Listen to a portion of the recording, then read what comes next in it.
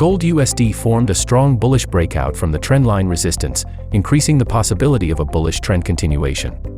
The current 14-period relative strength index in the Gold USD D1 chart shows the highest level since May 2023. It signals a strong bullish reversal in the market, validated by the potential range breakout from the existing descending channel. The price ended the trading week at the 23.6% Fibonacci retracement level of the long-term uptrend, while the current 50 and 100-day SMA levels are working as key technical points. As long as the 50 SMA supports the price, we may consider the upward pressure solid, while the main aim is to test the 2000 psychological level. On the other hand, buyer's failure could be seen if the price rebounds strongly below the 20-day exponential moving average level.